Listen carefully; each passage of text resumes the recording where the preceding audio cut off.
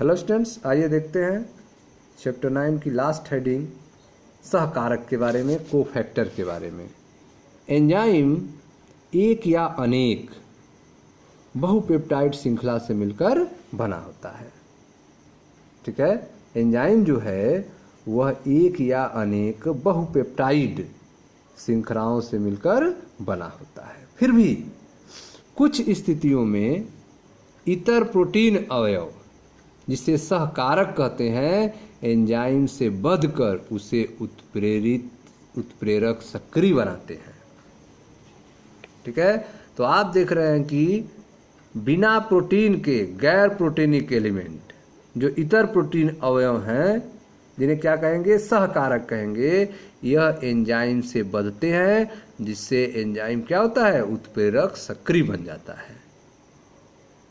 इस सहकारक के बंधने के कारण, जो किससे बना होते हैं सहकारक, इतर प्रोटीन अवयव होते हैं, यह प्रोटीन से नहीं बने होते हैं। ठीक है, तो एंजाइम एक या अनेक बहुपेप्टाइड श्रृंखलाओं से मिलकर बना होता है। फिर भी कुछ स्थितियों में यह इतर प्रोटीन अवयव, जिसे सहकारक कहते हैं, एंजाइम से बंधकर उसे उत्प्रेरक सक्रिय बनाते हैं। इन उदाहरण में एंजाइम के केवल प्रोटीन भाग को एपो एंजाइम कहते हैं। एंजाइम के केवल प्रोटीन भाग को क्या कहते हैं, एपो एंजाइम कहते हैं। ठीक है, सहकारक जो है वो 3 प्रकार के होते हैं।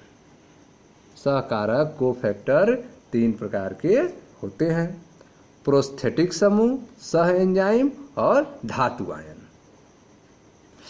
ठीक है, तो आप देख रहे हैं कोफैक्टर के बारे में, सहकारक के बारे में। इसमें आपको बताया गया कि एंजाइम जो है वह एक या अनेक बहुपेप्टाइड श्रृंखलाओं से मिलकर बना होता है। फिर भी कुछ स्थितियों में इससे गैर प्रोटीन एलिमेंट, इतर प्रोटीन अवयव, एंजाइम से बंधकर उसे उत्प्रेरक सक्रिय बनाते हैं। इस इतर प्रोटीन अवयव को सहकारक कहा जाता है। एंजाइम के केवल प्रोटीन भाग को एपो एंजाइम कहते हैं।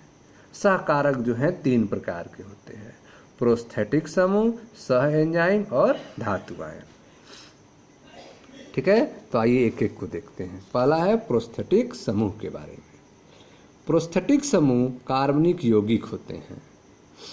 प्रोस्थेटिक समूह क्या होते हैं, कार्बनिक यौगिक होते हैं, और यह अन्य सहकारकों से इस रूप से भिन्न होते हैं कि ये एपो एंजाइम से दृढ़ता से बंधे होते हैं।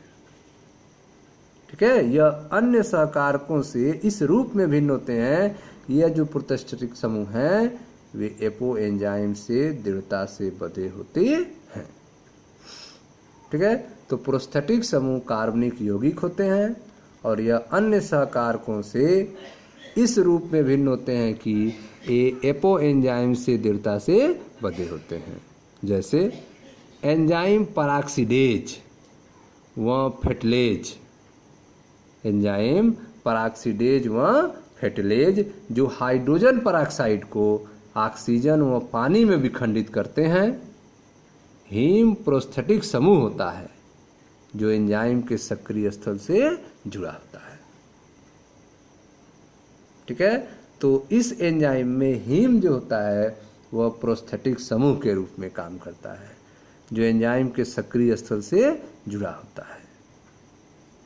किसमें, पराक्सीडेज व कैटलेज।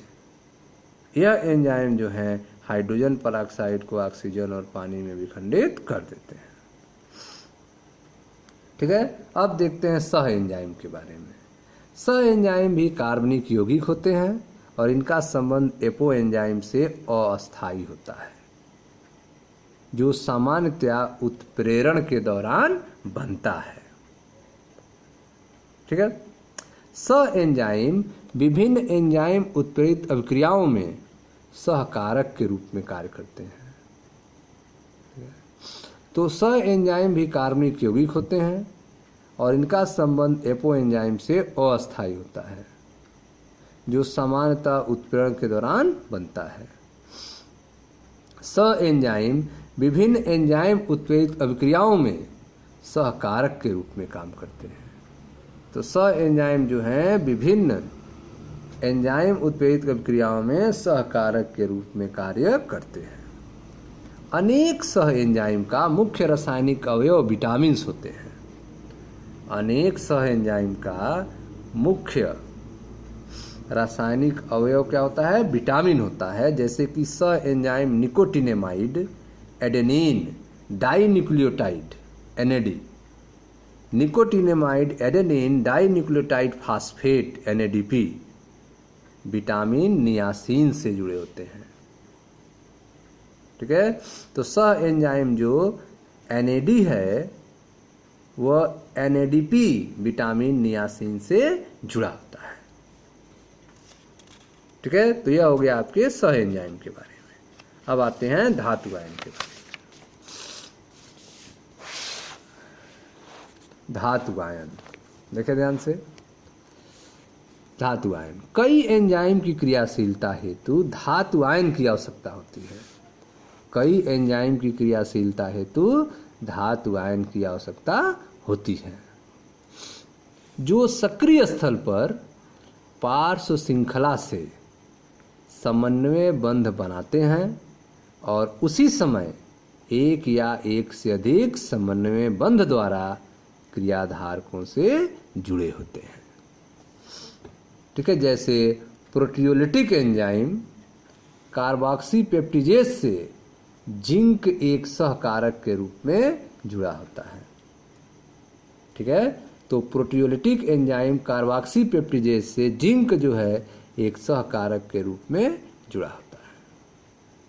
आप पढ़ रहे हैं धातु आयन के बारे में, जिसमें आपने देखा कि कई एंजाइम की क्रियाशीलता हेतु धातु आयन की आवश्यकता होती है, जो सक्रिय स्थल पर पार्श्व श्रृंखला से समन्वयन बंध बनाते हैं और उसी समय एक या एक से अधिक समन्वय बंध द्वारा क्रियाधारकों से जुड़े होते हैं। जैसे कि प्रोटियोलिटिक एंजाइम कार्बोक्सी पेप्टिडेज से जिंक एक सहकारक के रूप में जुड़ा होता है।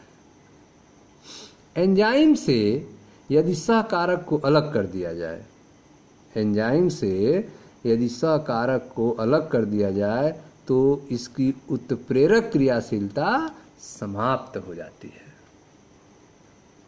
ठीक है, तो यदि एंजाइम से कोफैक्टर सहकारक को हटा दिया जाए तो उसकी उत्प्रेरक क्रियाशीलता क्या हो जाएगी? समाप्त हो जाती है। इससे स्पष्ट है कि एंजाइम की उत्प्रेरक क्रियाशीलता हेतु ये निर्णायक भूमिका अदा करते हैं। ठीक है स्टूडेंट्स, तो यह था सहकारक के बारे में। Thank you.